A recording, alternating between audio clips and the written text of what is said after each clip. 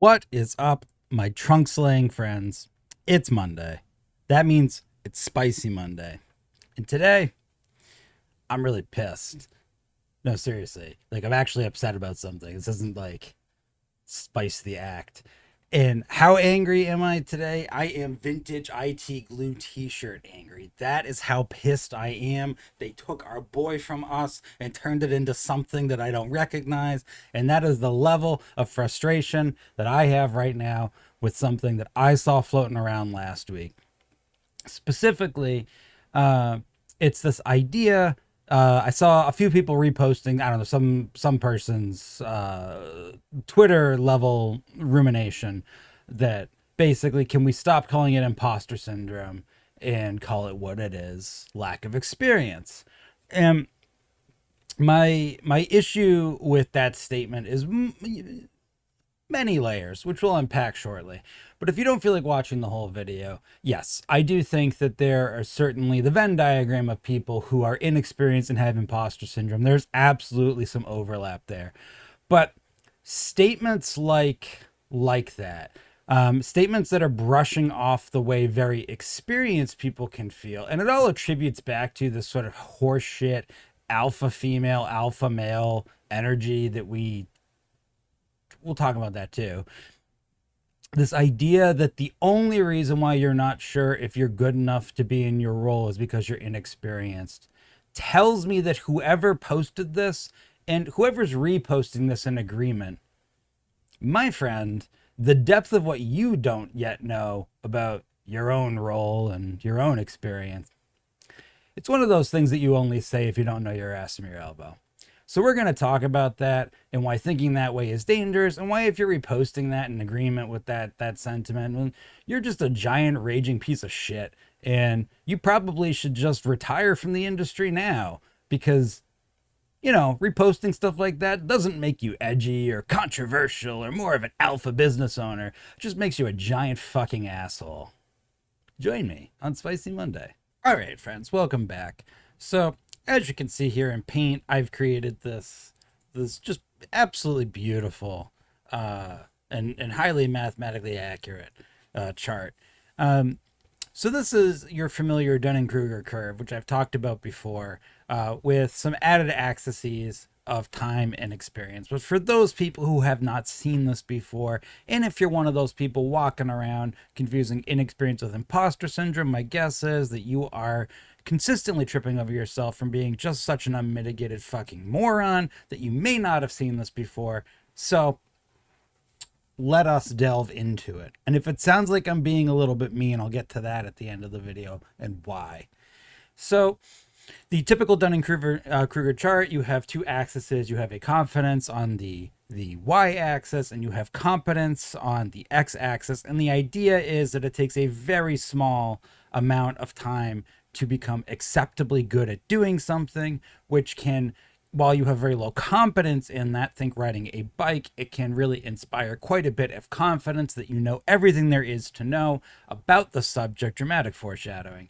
And then for most people that are moving forward in whatever that is in their life, they will crest what we call Mount Stupid here, and they will see that there is this giant pit of despair here, where they realize the amount of time and effort it's going to take to eventually get to true subject matter excellence. And if you want to think of it another way, they realize once they crest Mount Stupid what they don't know. And to be fair, a lot of us live to the left of Mount Stupid. We live somewhere over here on lots of stuff in our lives.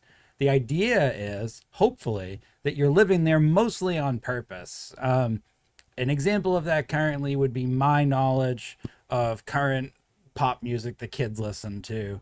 I have just accepted that I don't know it. I'm not really going to try that hard. I've put a very small amount of effort into learning who some of the most popular artists are currently. I live to the left of Mount Stupid on that. That's on purpose, and I'm good with that. And that's enough, and that causes me to say middle-aged person things sometimes in front of young people, where they look at me and they're like, what the fuck, dude? Right? So that's an example of intentional living to the left of Mount Stupid.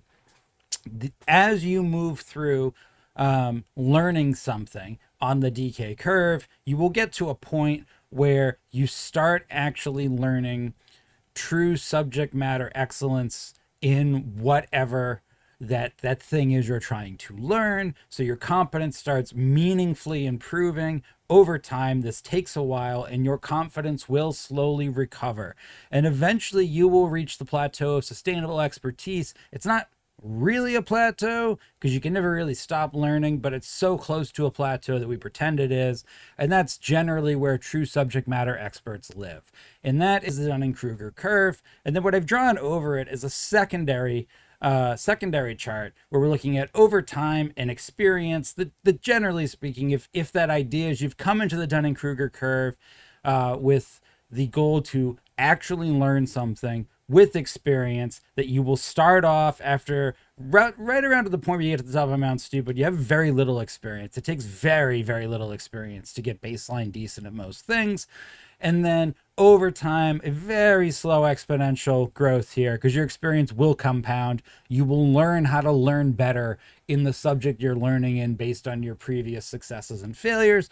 And it does slowly taper off. And eventually, if we had enough room on the screen, would also start to become a plateau appearing curve as well. But experience also never becomes zero as long as you're still learning. And I just think that's important because what needs to be highlighted about this concept that imposter syndrome is only a lack of experience, that's so wrong about how people think and learn in so many areas. And so, yes, imposter syndrome down here, sure. Yes, that's a fair statement that somebody who is aware that they have no experience and is doing something new that they're not very good at, sure, of course those folks are likely to identify they're not very good at what they're doing. That's not imposter syndrome. That's common sense. And there's an important caveat to that, because if you notice, if you're to the left of or on Mount Stupid, that requires awareness you're on Mount Stupid. And generally speaking, you cannot be aware of that until you've crested it and you're aware of what you don't know.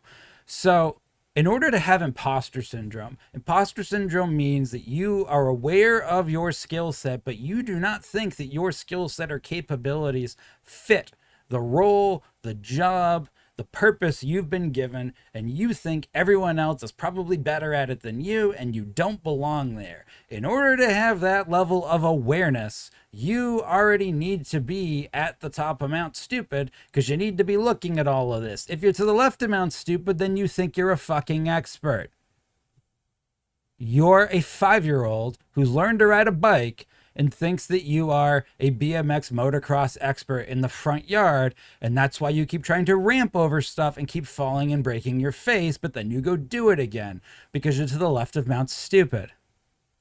You, by definition, cannot have imposter syndrome here because you have a false, undeserved sense of confidence that comes from literally not knowing what you don't know.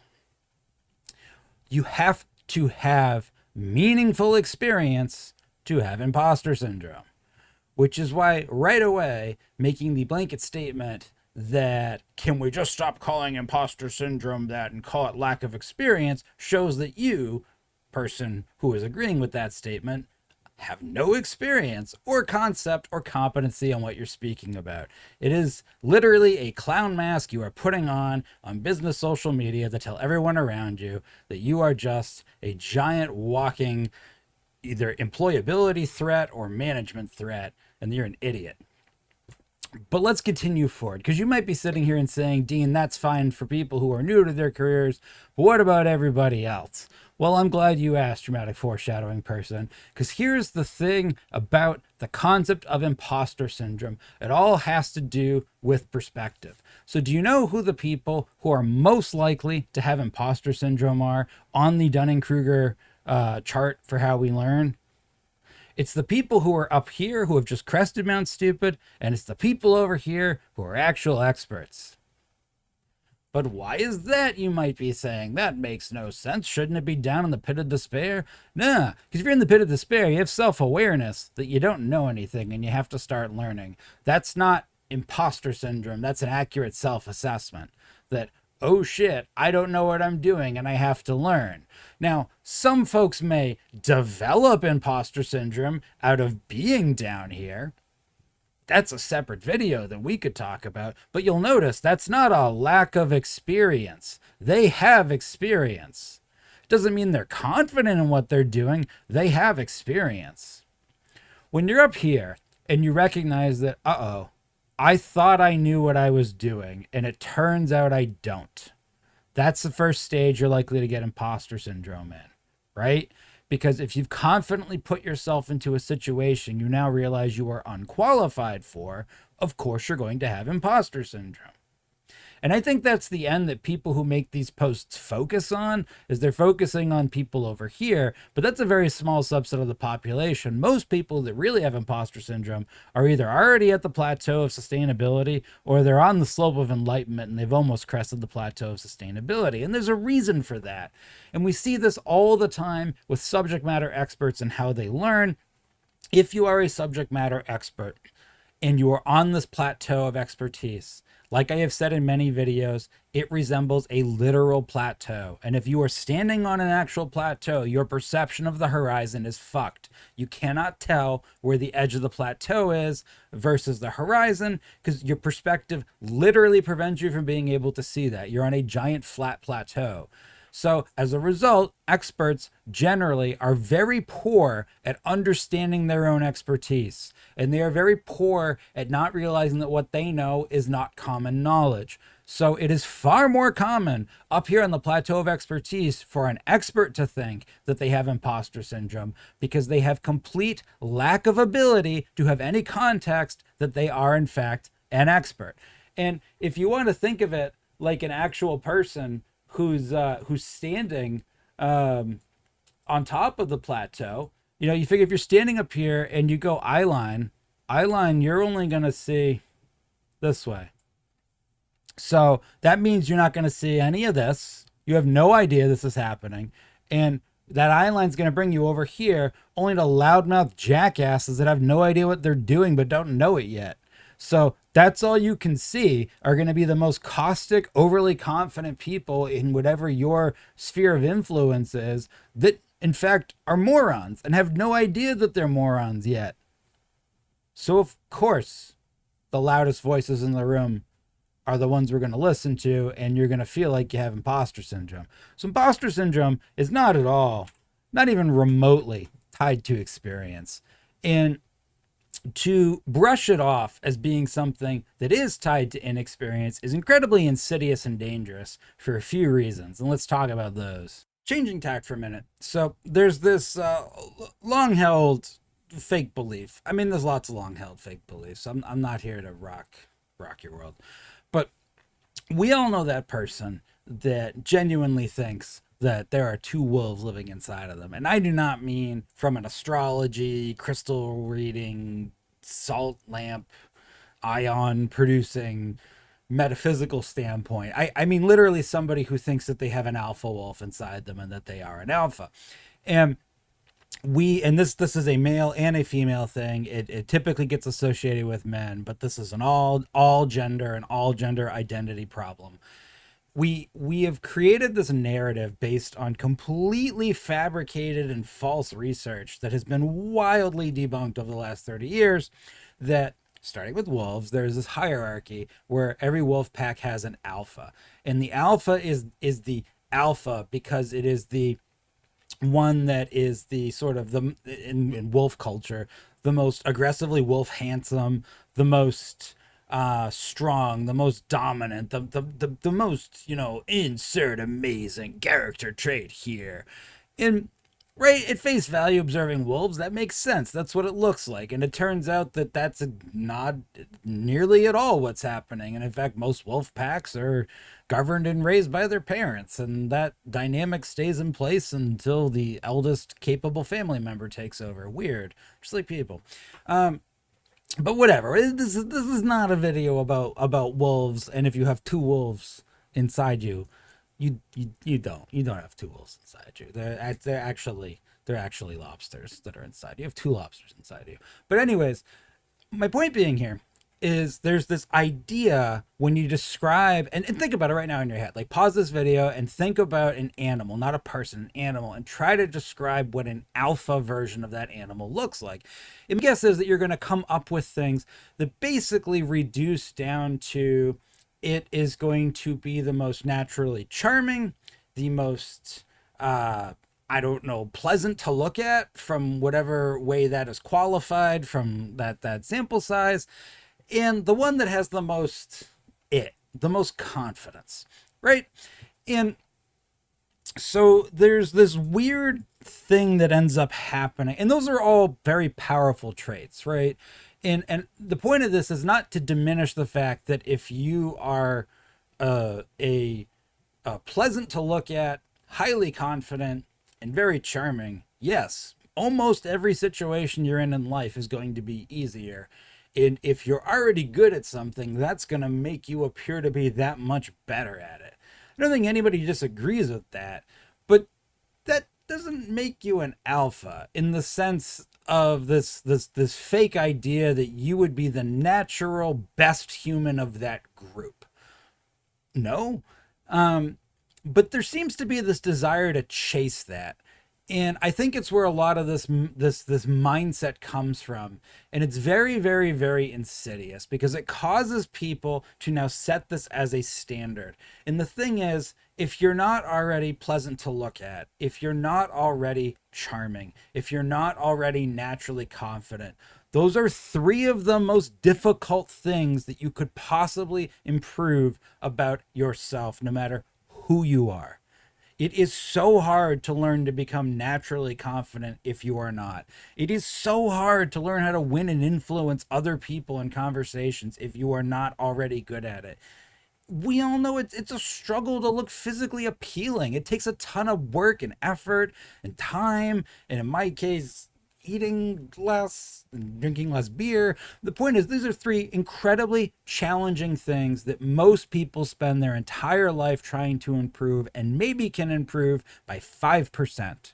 They're not real. They're not real tangible things you can move forward.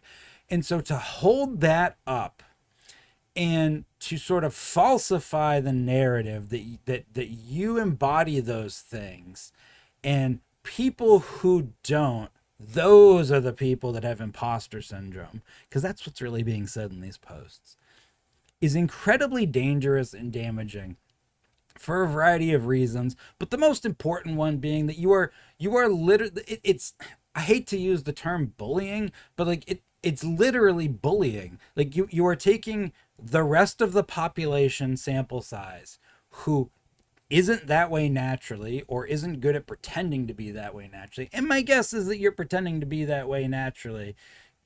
Because if you think you're an alpha human and you're posting this kind of shit online, come find me at a trade show and let's see how real that is in person. Because I don't think it is. But whatever. That's not the point of the video. I'm not trying to spoon fight you in the parking lot over. I will, though. I will. We will get plastic spoons and we will have at it.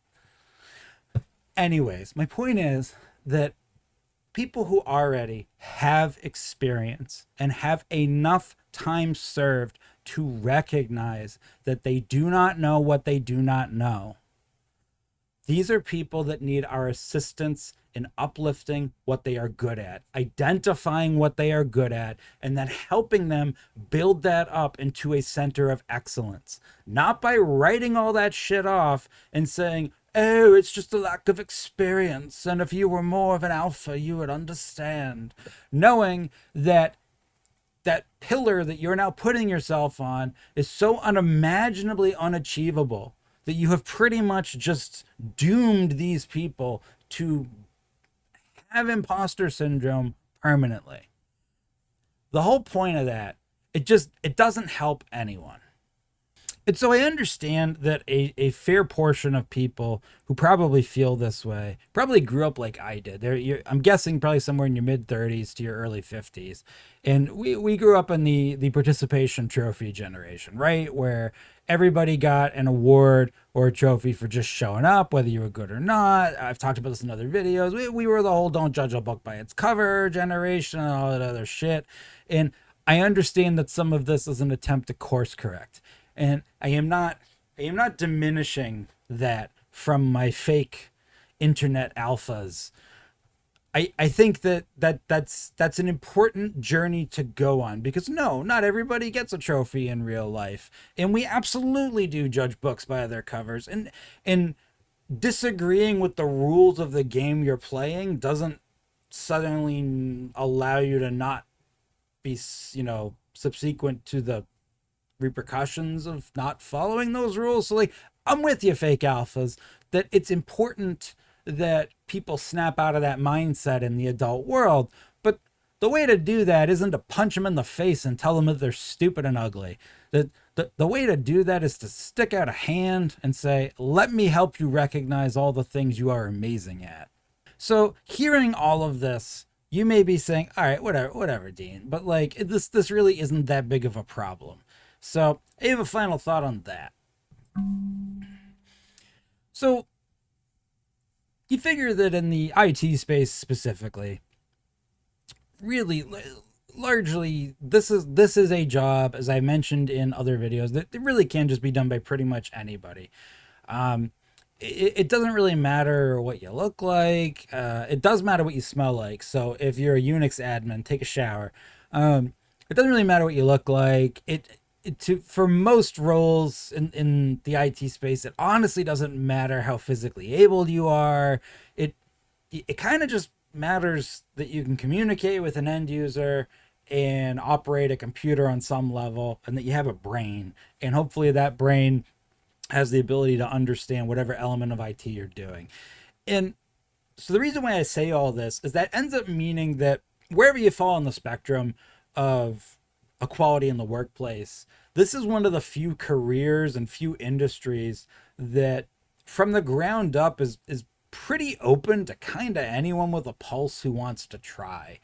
There's really no good argument you can make that there's some innate skill or ability that a particular group of people would or wouldn't have that would make them objectively better or worse at IT. I guess you could say you gotta have a passion in like technology. So there you go. If you are a hermit living in a cave who has shunned technology, you probably won't be great at IT. Anyone can do this. And the challenge is that unfortunately anyone doesn't do this. And there's a whole host of reasons, and I'm not going to solve all the world's problems, but for the most part, this is an industry that is dominated mostly by people who are male. And when you think about that pragmatically, that's kind of dumb, because I think even if you're the most unmitigated and unrecoverable sexist on earth, I think you would agree that, like, it's a computer mouse and a keyboard, and we had women typing pretty early on in the history of typing and operating switchboards and other technology support jobs. So there's a pretty long track record of women are definitely able to work in tech and do tech support. And we don't see that very often in this space. And the women who do tend to work in this space almost across the board suffer from imposter syndrome. And so you figure you got all of this horseshit that is on you if you don't look like me and you want to work in this space. And you also have that insidious belief that now that I've learned the depth of what I don't know, do I even belong here?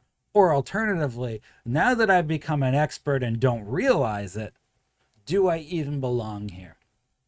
And the thing with imposter syndrome and self-doubt is you only need somebody. So take a step back, like we talk about things like motivation, positive shit, that you need like a coach, motivational coach. You need somebody who's like an accountability buddy, somebody's going to help you over the hump. The thing is, Negative shit works the exact same way. A lot of times you just need that push. You have that call of the void. You just need somebody else to come by and just give you that push. And that is enough for you to spiral off into the void. And in the case of imposter syndrome and self-doubt, it just takes one person to basically be like, yep, you're not good enough. And that can undo a decade's worth of work. You're not helping anybody with statements by saying that imposter syndrome is a lack of experience.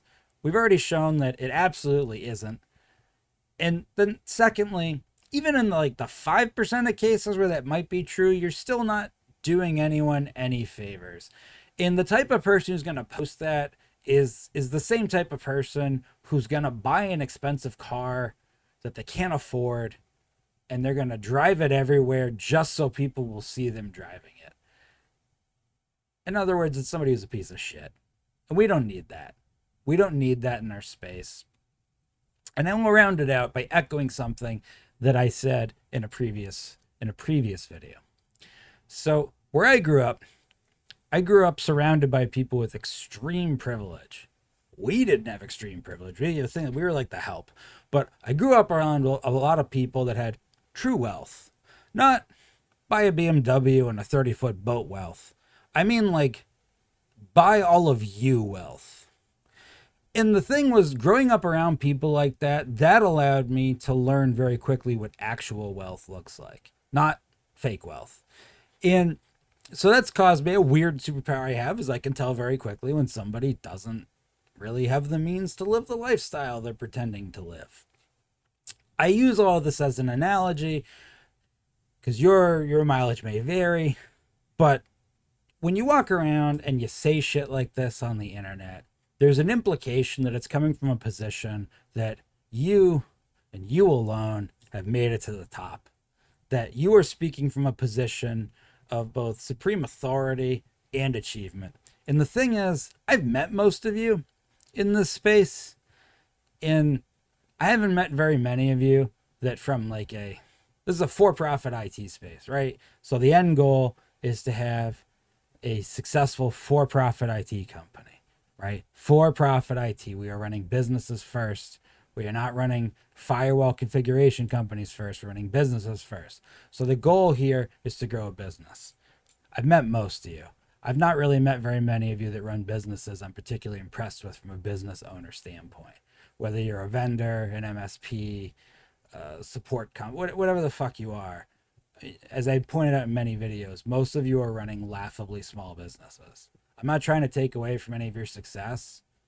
None of you are in a position to be putting yourself up on this pedestal and shitting on all the other people who are struggling in this industry to do better, learn more, and move themselves out of that self-doubt into a position of actual confidence. When you get to that point where you meaningfully have made it in this space, where you really, really are up on that pedestal, all right, and then maybe you could talk some shit. But here's what I think is going to happen. Once you have that actual experience to have gotten there, I don't think you will say stuff like that, because you'll have crested your own Mount Stupid, and you realize how much work it took and how much work it continues to take to get to that point of success. Right now, you're just talking out of your ass because you have no idea what actual success in this space looks like. So how about you shut the fuck up? And how about you go help some people and be supportive? And if you're still listening to this and you're mad and you're like, you shut up, Dean, you don't know. Okay. All right. The next time we see us in person, come talk to me about how you're doing. I don't know, 20x EBITDA multiplier, 85% GM on your managed services, and that you've at least crested 25 million ARR.